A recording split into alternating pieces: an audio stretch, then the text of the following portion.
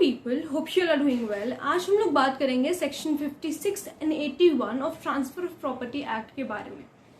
Section 56 और 81 एक दूसरे से कनेक्टेड है, बस बहुत ही थिन लाइन ऑफ डिफरेंस है दोनों के बीच में। सेक्शन 56 और 81 हमें मार्शलिंग के बारे में बताता है कि मार्शलिंग क्या होता है या मार्शलिंग किस तरीके से होती है। सो मार्शलिंग को अगर हम लोग बहुत ही सिंपल शब्दों में समझने की कोशिश करें तो इसका मतलब होता है टू अरेंज समथिंग, या फिर चीजों को अरेंज कर देना। ठीक है, तो यहाँ पे वही मैंने मार्शलिंग की डेफिनेशन लिखी हुई है, अरेंजिंग समथिंग। सेक्शन 56 बताता है मार्शलिंग बाय सब्सिक्वेंट परचेजर। जो सब्सिक्वेंट परचेजर है यानी कि बाद में जिसके पास प्रॉपर्टी गई है वो मार्शलिंग कर रहा है। यहाँ पर अभी हम देखेंगे कि इस वाले एग्जाम्पल में सब्सिक्वेंट परचेजर कौन है। तो ये जो दोनों एग्जाम्पल्स हैं, इन्हीं दोनों एग्जाम्पल से आपको सेक्शन 56 और 81 का कॉन्सेप्ट समझ में आ जाएगा। सो फॉर एग्जाम्पल, ए के पास तीन प्रॉपर्टीज हैं एक्स, वाई एंड जेड। ए के पास तीन प्रॉपर्टीज हैं एक्स, वाई एंड जेड, और एक्स ने जो है ए ने जो है सारी प्रॉपर्टी, ये जो तीन प्रॉपर्टी है ये बी को मॉर्गेज कर दी है। ध्यान से सुनना, ए ने जो सारी प्रॉपर्टी है वो बी को मॉर्गेज कर दी। फिर उसके बाद ये जो जेड प्रॉपर्टी है, सिर्फ एक ये जेड प्रॉपर्टी ये सी को बेच देता है।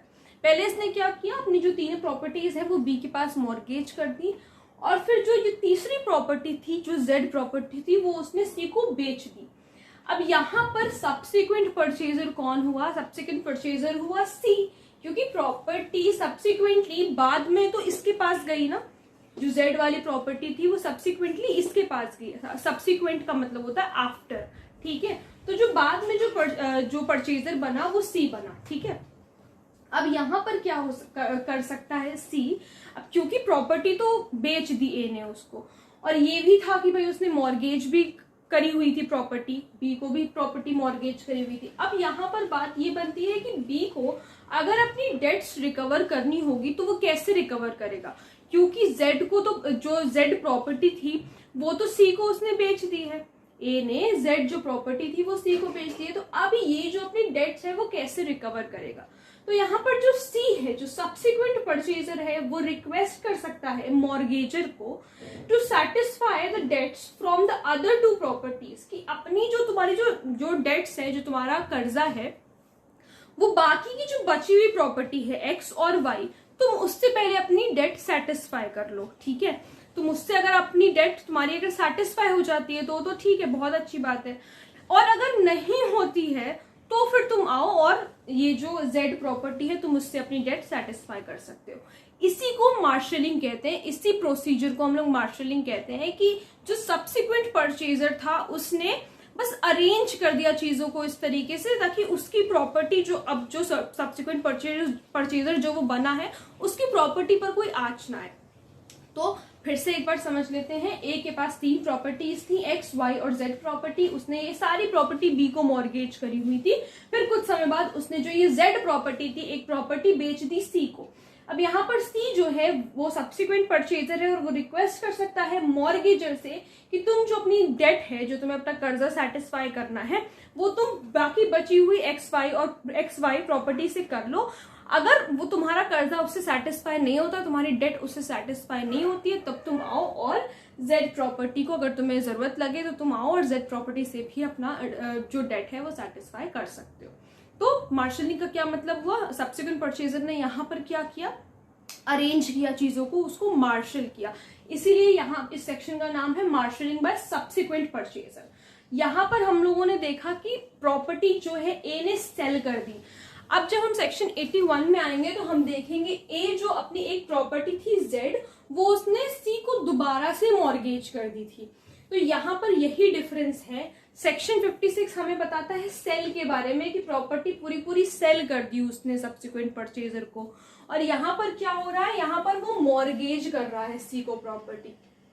तो सेक्शन 81 हमें बताता है मार्शलिंग सिक्योरिटीज के बारे में। फिर से वही सेम एग्जांपल है, बस थिन लाइन ऑफ डिफरेंस है कि यहाँ पर प्रॉपर्टी सेल हो रही थी और यहाँ पर जो है प्रॉपर्टी मॉर्गेज करी जाएगी दोबारा से। ठीक है, अब ए के पास एक्स वाई जेड प्रॉपर्टीज हैं, उसने ये जो प्रॉपर्टीज है मॉर्गेज करी बी को, तीनों प्रॉपर्टीज उसने बी को मॉर्गेज कर दी। फिर कुछ समय बाद उसने क्या किया, जो जेड प्रॉपर्टी थी मॉर्गेज कर दी सी को। पहले इसने क्या किया, तीनों प्रॉपर्टीज बी को मॉर्गेज करी, फिर उनमें से एक प्रॉपर्टी जेड प्रॉपर्टी, कोई भी प्रॉपर्टी मान लो, वो उसने मॉर्गेज कर दी सी को। यहाँ पे भी वही सेम होगा, सी क्या करेगा, रिक्वेस्ट करेगा बी से कि तुम जो पहले अपनी डेट है उसको सेटिस्फाई कर लो एक्स और वाई प्रॉपर्टी से, और फिर अगर तुम्हें नेसेसरी लगता है तो फिर तुम जेड पर आ सकते हो। ठीक है, समझ में आया? तो क्या डिफरेंस मैंने बताया, सेक्शन 56 में प्रॉपर्टी सेल हो रही है बाद में, तो फिर सब्सिक्वेंट परचेजर रिक्वेस्ट कर रहा है मॉर्गेजर से कि तुम पहले अपनी जो डेट है वो सेटिस्फाई कर लो बाकी दोनों बची प्रॉपर्टी से, और अगर तुम्हें नेसेसरी लगता है, तुम्हारी डेट सेटिस्फाई नहीं होती, तब तुम जेड प्रॉपर्टी पर आ सकते हो। सेक्शन 56 में ये बताया है। मार्शलिंग कर कौन रहा है इसमें, सब्सिक्वेंट परचेजर कर रहा है। सेक्शन 81 में मार्शलिंग सिक्योरिटीज, इसकी हेडिंग है जिसमें मॉर्गेज के बारे में बताया कि दोबारा से जब प्रॉपर्टी वो मॉर्गेज कर रहा है तो जो बाद वाला जो है वो रिक्वेस्ट कर सकता है कि तुम अपनी जो डेट्स है वो सेटिस्फाई कर लो एक्स और वाई प्रॉपर्टी से, फिर अगर तुम्हें जरूरत लगती है तो तुम बाकी बची मतलब जो जेड है उस पर आ सकते हो। तो मैंने क्या बताया, क्या डिफरेंस है, यहाँ पे प्रॉपर्टी सेल हो रही है, यहाँ पे प्रॉपर्टी मॉर्गेज हो रही है। ठीक है, तो आई होप आप लोग को समझ में आ गया होगा कि दोनों सेक्शंस। अगर कोई प्रॉब्लम है तो please let me know in the comment section, और अगर आप लोग इस टॉपिक पे वीडियो देखना चाहते हैं तो वो भी प्लीज मुझे जरूर बताइएगा। Thank you so much.